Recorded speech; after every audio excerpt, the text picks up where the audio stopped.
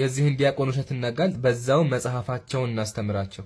መሐመድ እየጾመ በነበረበት ሰዓት ሴቶችን ይስማል፣ በእጆቹም ይነካካል፣ ሚስቶቻቸውን ይስሙ ነበር። ወዩባሽር እንዲሁም ያቅፉ ነበር። ወህወ ሷኢም ጾመኛ ሆኖ አለቀ። ሐዲሱ የሚናገረው ይሄን ነው። አምላካችን ደግሞ የከለከለው ጾታዊ ግንኙነት ማድረግን ነው፣ በቀኑ ጊዜ ማለት ነው። ግን መሳሙ ማቀፉ ምንም ችግር የለውም፣ ወደ ስሜት እስካልገፋና እስካላደረሰ ድረስ ማለት ነው። ግን እሱ ገርሞ ከሆነ አምላክ በጾም ጊዜ ጡት ይጠባ ነበር። ከሱም አልፎ ሌሎችን ወንዶች እያመጣ ለሁለት ይጠቡ ነበረ፣ ብቻውን ደስ ስላለው ማለት ነው። ማለትም ለዛኛው ሰውዬ ጡት ይጋብዘው ነበር። ነገር ግን አንተ በራእይ ተገልጦ ጡት መጽዋት ከደነቀህ ነብይህ የሬሳ ከንፈር እየመጠጠ ለሃጭ ይግት ነበር። ማስረጃ አልገደሉትም አልሰቀሉትም ይላል። አንተ ማስረጃ ብለህ ያመጣኸው ገለመ በጽዮን ላይ ደግሞ ክርስቶስ እንደተገደለ ይናገራል። በጣም እናመሰግናለን አምላክህን ዲባንክ ስላረከው። የሙስሊም ኡስታዞች ሁል ጊዜ አርጊመንት ሲሰሩ ልክ እንደዚህ የራሳቸውን አምላክ ዲባንክ እያደረጉ ነው የሚሰሩት። ኡስታዙ ቪዲዮን የሰራው ፎይ ዋሽቶ ሳይሆን በእፎይ አማካኝነት መጋለጥ የጀመሩትና በአረብኛ ተደብቀው የቆዩ የእስልምና አስተምህሮት እና የመሐመድ አሳፋሪ ገበናዎች ማንኛውም ጤነኛ አይምሮ ያለው ህዝብ ሙስሊም ይህንን ነብይ ራዕይ አድርጎ እንደማይከተል ስለገባው ነው። ቪዲዮውን ሲጀምር የእፎይን ውሸት ላጋልጥ ብሎ ይጀምርና እፎይ በእንግሊዝኛ ያነበበውን እሱ በአረበኛ ተመሳሳይ ቃል ተናግሮ በእስልምናችን ጾም ወቅት ኪስ ማድረግ መነካካት ይፈቀዳል በማለት አረጋግጦልናል። እኛስ ምን አለ? ስላመንክ እናመሰግናለን ብራዘር። ነገር ግን ካመነ በኋላ አንድ መስፈርትን አስቀምጧል። ስሜቱን መቆጣጠር የሚችል ሲጀመር ከመነሻው መፈቀዱ በራሱ ጤናማ አይደለም። አንድ ነገር ተፈቅዷል ማለት ጤነኛ ነው ወይንም መንፈሳዊ ነው ማለት አይደለም። ለምሳሌ በብዙ ሀገሮች ሲጋራ ማጨስ ተፈቀደ ነው፣ ነገር ግን ጤነኛ ነው ማለት አይደለም። ታዙም ያደረገው እኛ ያነሳነውን ጤነኛ አይደለም የሚለውን የሞራል ጥያቄ ህጉ ይፈቅዳል በሚል የህግ ማብራሪያ ሊሸፍነው ሞክሯል። ይህንንም ማብራሪያ የሰጠው ድርጊቱ በራሱ ስሜት ቀስቃሽ መሆኑ ስላመነ ነው። ለመሆኑ አርአያ አድርጋችሁ ብትከተሉት ነብያችሁ መሐመድ ስሜቱን መቆጣጠር የሚችል ሰው ነበረን? አይሻ እንደተናገረችው በጾም ወቅት ፔሪድ ላይም ሆና ሁላ ይሰማትና ፈንድል ያረጋት እንደነበረ ነገር ግን ስሜቱን ይቆጣጠራል ተብሎ ቢጻፍም ሳሂህ ሙስሊም 1403 መንገድ ላይ የሄደ ድንገት ሴት አይቶ ስሜቱን መቆጣጠር አቅቶ ወደ ወሲ ወደ ሚስቱ ይሄድ ልቴ እንዳይቆም ወይ ደግሞ የዘር ፈሳሽ ስፐርሜ እንዳይፈስ ጸሎት ዱዓ ሲያደርግ የነበረ የ30 ሰው የወሲ ጉልበት ያለው ሰው እንዴት ነው እንድል ያደረገ የነካከ ኪስ ያደረገ ስሜቱን ሊቆጣጠር የሚችል? እናንተስ ምን ትላላችሁ? አሳማኝ ነው? ያሳምናል? መሐመድ ሐጅ ለማድረግ ሲሄድ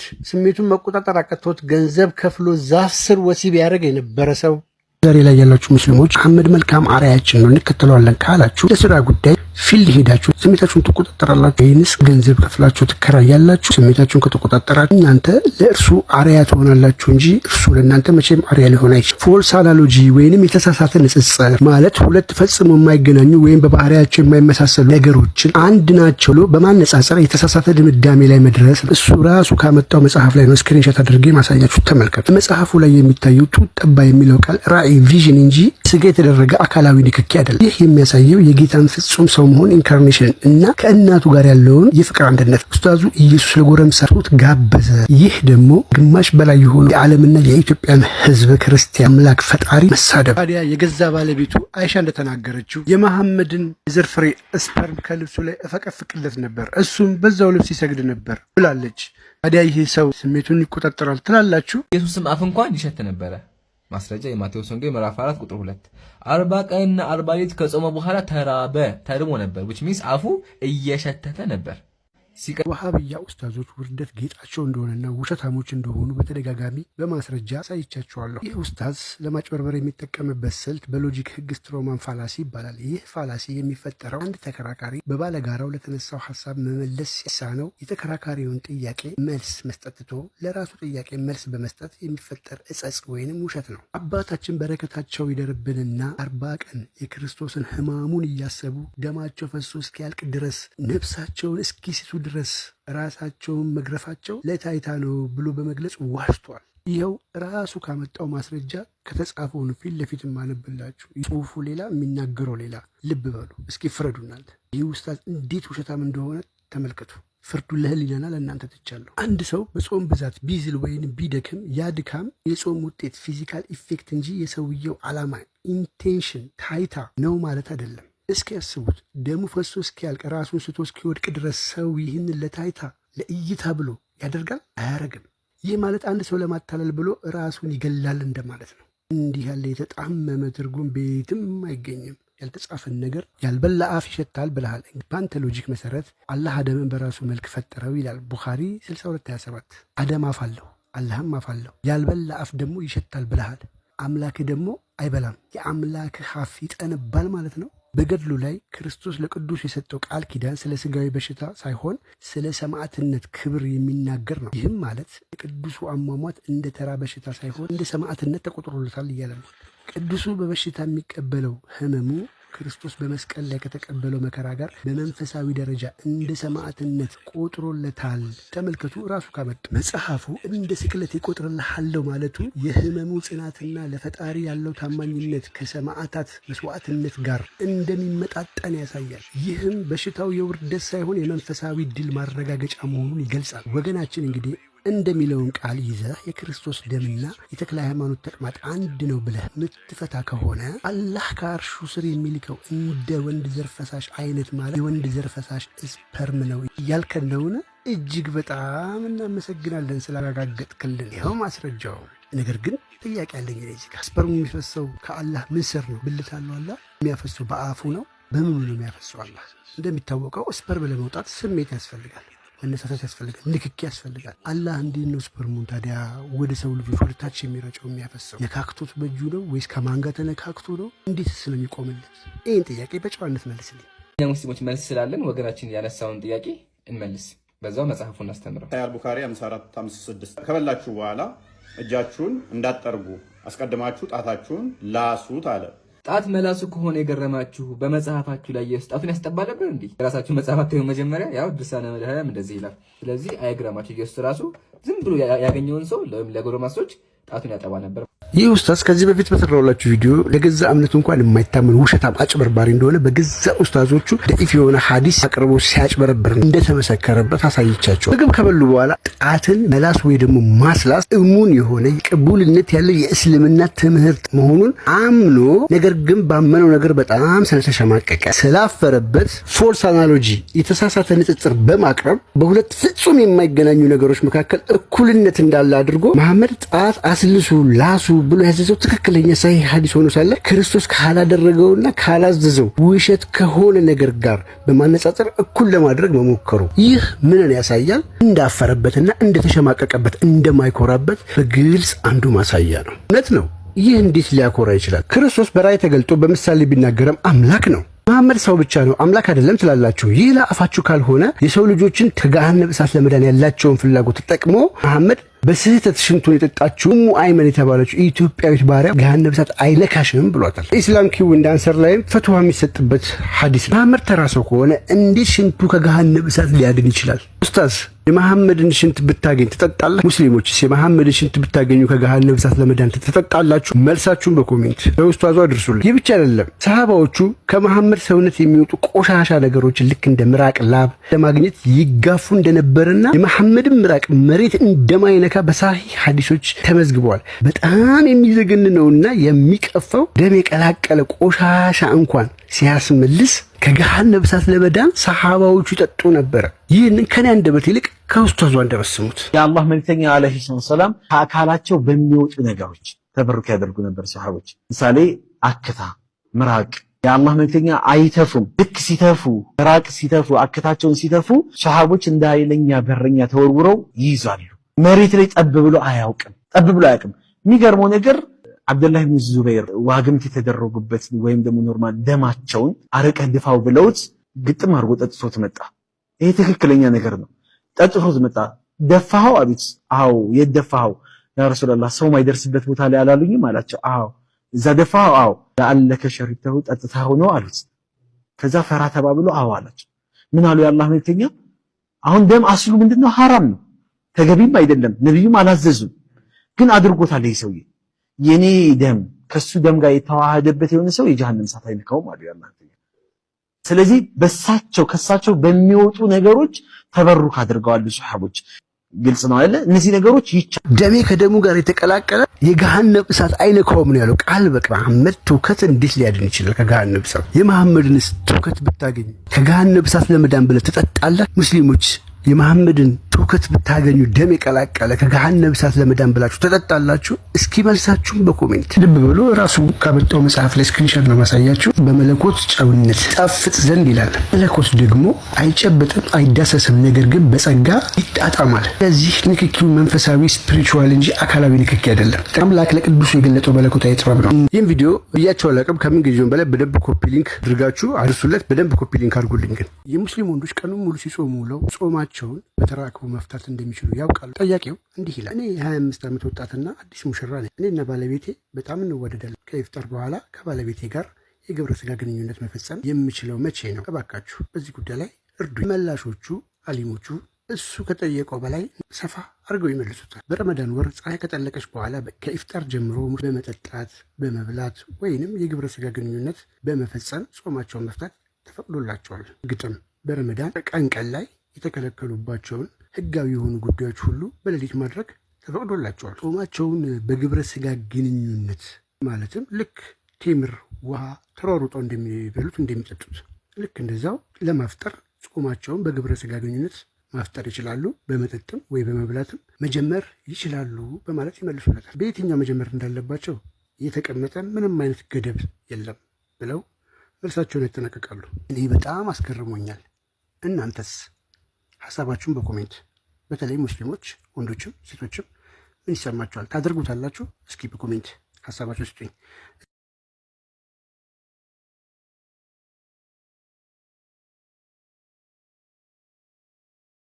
ሴት ማለት ግን አንተ እንዳልከው አይደለም። ሴቶች በእኛ የተከበሩ ልክ እንደ ወንድ እኩል መፍትሄ ያላቸው እንደውም ህይወት የሚሰጡ ህይወት የሚያስቀጥሉ ሴቶች ናቸው። ክርስቲያን ወገኖቼ ይህ ዲያቆን እስከ መቼ ነው የሚያጭበረብራችሁ? እኔ ግን መጽሐፋችሁ ምን እንደሚል አሳያችኋለሁ። የሴት መልኳ አያስትህ፣ ሀብቷ አያስጎምጅህ፣ መቅሰፍት ናት፣ መቅሰፍት ነሽ። ሳይ ሙስሊም 1403 ላይ መሐመድ እንደተናገረው ሴት ልጅ በሰይጣን አምሳል ትመጣለች፣ በሸይጣንም አምሳል ትመሰላለች። ሳይ ሙስሊም 510 ላይ ደግሞ የአንድ ሰው ጸሎት፣ ስግደት ሴት ልጅ አህያና ጥቁር ውሻ ካለፉ ስግደቱ ይቋረጣል። ለምን ጥቁር ውሻ ሆነ ለምን ነጭ አልሆነም ተብሎ ሲጠየቅ መሐመድ የመለሰው መልስ ጥቁር ውሻ ሰይጣን ስለሆነ ነው ብለዋል። ሴትም ከሰይጣን ጋር ተመድባ ሰላት ተቋርጣለች። ሳሂህ ቡኻሪ 3241 እና ሳሂህ ቡኻሪ 304 ላይ ወደ ገሃነም ተመለከትኩ፣ አብዛኛው ነዋሪዎች ሴቶች ሆነው አገኘኋቸው ይላል። ሲራክ ምዕራፍ 25 ከ21 እስከ 22 በሴት ውበት አትታለል የሚለው ወንድ ልጅ ለስጋዊ ምኞቱ ባሪያ እንዳይሆን ነው። ኦርቶዶክስ ትዳርን ታላቅ ሚስጥር ትለዋለች። ኤፌሶን 5:32 ሰው አባቱንና እናቱን ይተዋል፣ ከሚስቱም ጋር ይተባበራል፣ ሁለቱ አንድ ስጋ ይሆናሉ። ይህ ሚስጥር ታላቅ ነው። ሆኖም ከእናንተ ደግሞ እያንዳንዱ የገዛ ሚስቱን እንዲህ እንደ ራሱ አድርጎ ይውደዳት። በእስልምናው ግን የሰው ልጆች ሁሉ የመልካም ነገር ሁሉ ተምሳሌት የሆነው መሐመድ ሳሂህ ሙስሊም 1403 ላይ መንገድ ላይ የሄደ ድንገት አንዲት ሴት አይቶ ስሜቱ ተነሳስቶበት መቆጣጠር አቅቶት ወደ እየፋቀች ወደ ነበረችው ሚስቱ ዘይነብ ለመሄድ ተራክቦ ግንኙነት እንደፈጸመ በግልጽ ይናገራል። የራሱ መፈጸም ብቻ ሳይሆን ለተከታዮቹም እንዲያይታችሁ ልባችሁ ላይ ስሜት ከተሰማችሁ ቶሎ ብላችሁ ወደ ሚስቶቻችሁ ሄዳችሁ እንደዚህ አይነት ምግባር ፈጽሞ ብሎ አስተምረዋል። እንዲሁም በቡኻሪ 44:25 ሴት ልጅ ባሏ ለግንኙነት ከጠራት ምድጃ ላይም ሆና በጠየቀ ሰዓት ለግንኙነት ፈቃደኛ እንድትሆን ያስገድዳል። እንግዲህ ሲራክ ከስጋዊ ምንኙነት ተጠንቀቁ ብሎ ሲያስተምረን መሐመድ ደግሞ ሴት አይቶ ስሜቱን መቆጣጠር አቅቶት ስሜቱ ተነሳስቶ ወደ አንደኛዋ ሚስት ወደ ዘይነብ በመሄድ ተራክቦ ከፈጸመ በኋላ ምንም አይነት ስራ ላይ ብትሆን ባል ስሜት መገዛት እንዳለባት መታዘዟን ስንመለከት ተከታዮቹ ድፍረት አግኝተው ሴት ልጅ ተከብራለች ብሎ ሲያወሩ ድፍረትም ንቀትም እንደሆነ በግልጽ ይታያል። ይህም ቪዲዮ ሰምተን እንመለስ። ዛሬ ኢየሱስን ገድለውታል የሚባሉትን አይሁዶች የኛ ናቸው ብሎ ደግፉ ኢየሱስ የኛ ነው የሚሉትን ጠላት አድርጎ ከማየት የበለጠ የሚዛን መዛባት አለ ብዬ አላስብም። በጣም ይገርማል። ርቀት ይሄ ነው የእውቀት መቀንጨር ነው ብዬ አስባለሁ። ይሄ አለመንቃት አለማወቅና ደግሞ ባላወቅነው ነገር ላይ ራሳችንን እንዳዋቂ አድርገን መነሳታችን ዋጋ ያስከፈለን ይመስለኛል። እስራኤል የምንደግፈው አይሁዳችሁን ገላችሁ ካልጨረሳችሁ በስተቀር ቅያማ ቀን አይመጣም። የምትወዱት ነብያችሁን አታዩም፣ አላህን አታገኙ። ስለዚህ ገላችሁ መጨረስ ግዴታ ስላለባችሁ እንደምትገሏቸው ስለምናቅረም እሱ ደግሞ ራሳቸውን እየተከላከሉ ነው። እኛ ደግሞ ከእውነት ጎን ነው የምንቆመው። ወሃቢያዎች በእስራኤልና በጋዛ ጉዳይ ላይ ሰብአዊ መብት እያሉ ዓለምን ይረብሻሉ። ነገር ግን በየመን በሚሊዮን የሚቆጠሩ ሙስሊሞች በረሃብና በወሃቢያ ተጽዕኖ ሲረግፉ ለአንድ ጊዜም ድምፅ አልሆናቸውም። ይልቁንም ሰብአዊነት የሚባለው ማለት ነጥሎ ክርስቲያኖችን በተለያየ የሙያ ዘርፍ ያሉትን የማጥቂያ መሳሪያ አድርጎ እየተጠቀመበት ይገኛል። ሳችሁ አይሁድን እንደ አውሬ አድናችሁ እንድትገሉ ያዛቸዋል። ኢየሱስ ግን ለሰቀሉት ሰዎች ይቅር ብሏቸዋል። እናንተ አይሁድን የምትጠሉት ኢየሱስን ስለሰቀሉ ሳይሆን አህመድ እንድትጠሉ ስላዘዛችሁ ነው። ሰው ሁሉ በሰውነቱ እኩል አይደለም። ሰው ተብሎ ሊጠራ የሚችለው ሙስሊም ብቻ ነው። ይህን ቪዲዮ ሰምተን እንመለስ። አላህ ሰው የሚያደርገው በሃይማኖት ነው እንጂ ሰው ስለሆነ ብቻ አይደለም። አንዳንድ ሰዎች ሰው በሰውነቱ ብቻ ይከበራል እያሉ የሚናገሩ ሰዎች ሰምቻለሁ። አላህ ሱብሓነሁ ወተዓላ ወለቀድ ከረምና በኒ አደም ቢልም ራሱ የሰራውን ነው እንጂ የተናገረው። እነሱ ደግሞ የሱን ክብር ተተው ተከብት በታች እንደሚያደርጋቸው ስለተናገረ አሁን የተጠቀሰው ሸህ እንደጠቀሱ ወለቀድ ዘረእና ለጀሃነመ ለጀሃነመ الجن والانس لهم قلوب اولئك كالانعام بل هم اضل አለ። ይሄን ተዝብ ወዲያ ምን ይላል?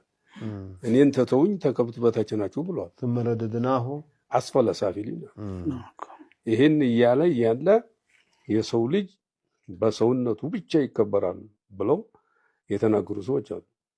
በዚህም ክብር አግኝተውበታል። ይሄ አያት የሚያመለክተው ሰው በሰውነቱ ብቻ አይደለም በሰውነቱ ብቻ እንደማይከበር ነው። እንደውም አቅሉን ታልተጠቀመ አቅል የሰጠውን አቅል ታልተጠቀመ ሰውነት የለውም የሚልን ያመለክታል። ሱራ 98:6 ላይ አይሁድና ክርስቲያኖችን በስም ጠርቶ ከፍጥረቱ ሁሉ ከሰይጣንም በላይ ክፉዎች ናቸው ይለናል። ታሂ ሙስሊም 450 ላይ ደግሞ ሙስሊም አጋንንቶች የሙስሊሞች ወንድሞች እንደሆኑ ይነግረናል። እንደነሱ ትርጓሜ በኢትዮጵያና በዓለም የሚታረዱ ክርስቲያኖች ግን እንስሳዎች ናቸው። አጋንንትን ወንድሜ ብሎ የሚያቅፍ እምነት፣ ምንም የማያውቁ ጨቅላ ህፃናት ግን ክርስቲያን በመሆናቸው ብቻ ሲገደሉ እንደ እንስሳ የሚቆጥርና የሚመለከት እምነት እንዴት ስለ ሰብአዊነት ሊያወራ ይችላል? የቀኑ በአክራሪዎች የሚታረዱ ንጹሐን ህፃናት ዜጎች ለእነሱ ከብቶች እንጂ ሰዎች አይደሉም። እነሱ ሰብአዊነት የሚታያቸውና የሚጮሁት ሙስሊም ሲነካ ብቻ ነው። ሀዲያንን ባገኛችሁባቸው ቦታ ግደሏቸው የሚል ትምህርት ይዛችሁ ስለ ሰላም ስትዋወሩ ማን ያምናችኋል? እኛ ግን ለሚገደሉት ሁሉ እንጸልያለን። ምክንያቱም አምላካችን ክርስቶስ ሰውን ሁሉ በአምሳሉ እንደፈጠረ እናውቃለን። ኢየሱስ የተሰቀለው ጊዜው ሲደርስ በራሱ ፈቃድ ነው። 12 ጭፍራ መላክ መጥራት የሚችል አምላክ ነው። አይሁድ በስጋ ሰቀሉት፣ እናንተ አምላክነቱን አዋርዳችሁ ተራ ሰው አደረጋችሁት። አይሁድ በኢየሩሳሌም ክርስቲያኖችን አሳደዱ፣ እናንተ በዓለም ዙሪያ ክርስቲያኖችን ካፊር እያላችሁ አረዳችሁ። ሁለታችሁም የመስቀሉ ጠላቶች ናችሁ። እኛ ግን ዛሬም ድረስ እውነትን እውነት እያለ የምንጸናው አምላካችን ኢየሱስ ክርስቶስ በሞት ላይ ድልን ስለተቀናጀ ነው። የሙስሊም ሴቶች ጾም ለመጾም ባሎቻቸውን ማስፈቀድ እንዳለባቸውና ባሎቻቸውን ካልፈቀዱላቸው በቀር ጾም መጾም እንደማይችሉ ያውቃሉ? ይህ ቪዲዮ እንደደረሰው ላይቭ ላይ መሆናችንን ቼክ ያርጉ። የሙስሊም ሴት አላህ ራሱ ሳትመርጥና ሳትፈቅድ በሰጣት ተፈጥሮዋ የወር ልማዷ የወር አበባ ወይ ደግሞ ፔሬዷ እና በራሱ በአላህና ነብይ ነው ብሎ ልኮታል በሚሉት መሐመድ ቀጥተኛ ትዕዛዝ የሱና ጾሞችን ማለትም እንደ ረመዳን ግዴታ ያልሆኑ ነገር ግን አንድ ቀን ወይም በሁለት ቀን ጾም ብቻ ከረመዳን በበለጠ ሁኔታ ያለፈውን ወደኋላ አንድ ዓመት ኃጢአትና ወደፊት ገና ከሚሰሩ አንድ ዓመት ኃጢአቶች ይቅር የሚያስብሉ እንደነ አሹራ የሚባሉ ጾሞች አሉ። ታዲያ እነዚህን አጽዋማት አንድ የሙስሊም ሴት ባሏ ፈቃድ እንጂ ያለ ባሏ ፈቃድ ጾም እንደማትችል ነገር ግን ይህ በረከት ነው፣ በረከት ያስገኝልኛል፣ ለአምላኬ መገዛት እፈልጋለሁ፣ መለኮታዊ ነገር ነው እና መጾም እፈልጋለሁ ብላ እምቢ ብላ በራሷ ብትጾም፣ ምሳሌ ባልሽ ለወሲብ ፈልጎሽ እኔ ወሲብ ዛሬ አላደርግም መጾም ነው የምፈልገው ጾመኛ ነኝ ብላ እምቢ ብላ ብትጾም በዚህ ምክንያት ወንጀለኛ፣ ተቀጪ፣ ተጠያቂ ያደርጋታል። አልፎ ተርፎም ወደ ገሃነም ይከተታል። ሳሂህ አል-ቡኻሪ 5195 ናሬትድ አቡ ሁረይራ ዘ ፕሮፌት ሴድ a woman should not fast optional fast except with her husband's permission if he is at home present። በቅንፍ የገባው ኦፕሽናል ፋስት የሚለው አረብኛው ላይ የለም። ሙፈሲሮቹ ለማለት ፈልገው ነው ብለው ጨምረው ያብራሩት ነው። እንደዛ እንዳለ እንውሰደውና ይህን ምን ብለው ይረዱታል የሚለውን ስንመለከት ነገሩን አስከፊና አደገኛ አስደንጋጭ የሚያደርገው በእስልምና ለምሳሌ ኃጢአትን ይቅር የሚያስብሉ ወይ ደግሞ በረከት የሚያስገኙ በርካታ ነገሮች አሉ። ለምሳሌ መስገድ፣ መጾም፣ ቁርአን መቅራት፣ ከአባን መዞር። እነዚህም በሙሉ እቺ ሴት ልጅ በፔሪድ ጊዜ በወር አበባ ወቅት እንዳትፈጽም ተከልክላለች። አልፎ ተርፎም ለመጾምም የባሏን ፈቃድ እንድትጠይቅ ተገዳለች ወይ ደግሞ ታዛለች። ጥያቄዎችን አንድ በአንድ ላቅርብ። ጥያቄ 1 አላህ የሁሉ ነገር ፈጣሪ ከሆነ አላህ ሴት ልጅን ሲፈጥር ፔሪድ እንድታይ የወር አበባ እንድታይ አድርጎ ፈጥሮ ከፈጠራትም በኋላ በወር አበባ ጊዜ አትስገጂ፣ አትጹሚ፣ ከአባን አትዙሪ፣ መንፈሳዊ ፕሮግራሞችን አታድርጊ ብሎ ከከለከላት በኋላ ድጋሚ የሃይማኖት ጉድለት አለብሽና የገሃነም እሳት ነሽ ብሎ ገሃነም ሲያስገባት በግልጽ እንመለከታለን። ታዲያ ይህ ፍትሃዊ አምላክ ነው ወይስ አምባገነን መንግስት? ጥያቄ 2 አላህ ለወንዶች ያለምንም ቅድመ ሁኔታ የአሹራን ጾም ስለጾሙ ብቻ ከጾሙበት ጊዜ አንስቶ ወደኋላ ያለውን የአንድ ዓመት ኃጢአታቸውን ወደፊትም ያለውን ገና ያልሰሩትን የአንድ ዓመት ኃጢአታቸውን ይምራቸዋል። ሴቶች ግን ይህን ጾም ለመጾም ይህንን ይቅርታ እድል ለማግኘት የባላቸውን የወሲብ ፍላጎት መጠበቅና የሱን ትእዛዝ ማስተናገድ ግድ ይላቸዋል። ታዲያ እዚህ ጋር አላህ ከሴቶች ንስሐ ይልቅ የወንዶች የወሲብ ፍላጎት የወሲብ እርካታ ያስቀደመው ለምንድን ነው? ይህስ የእውነተኛው አምላክ ተግባር ነው? ጥያቄ 3 አንዲት ሴት ኃጢአት እንዲሰረይላት አሹራ መጾም ትፈልጋለች። ባልዩ ግን ዛሬ ወሲብ እፈልጋለሁ ብሎ ቢከለክላትና ብትሞት በኃጢአቷ ትቀጣለች። ታዲያ አምልኮን በወሲብ የሚቀይር አምላክ እውነተኛው አምላክ አስተምህሮ ወይ ደግሞ የነብያት አስተምህሮ ሳይሆን ይህ ቪዲዮ እንደደረሰው ላይቭ ላይ ነንና በዚህና በመሰል ርዕሶች ላይ እንነጋገራለን። እንገናኝ፣ ተቀላቀሉ።